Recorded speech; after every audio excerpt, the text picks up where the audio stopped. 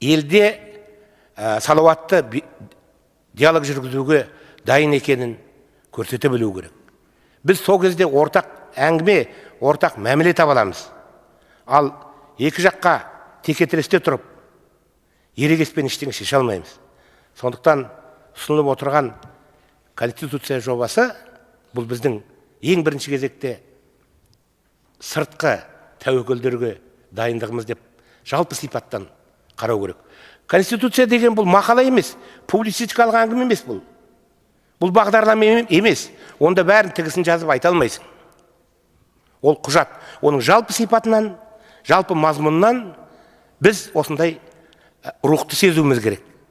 Қазір мына дүбірлеп тұрған әлемде Қазақстанның елдігін, тәуелсіздігін сақтап қалу тұрғысында біз алаңдаушылық білдіруіміз керек.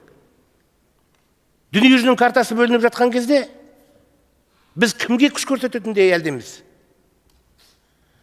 Біз маңайымыздағы 7,5 мың шақырым шекараны жауып жаба алмай жатырмыз.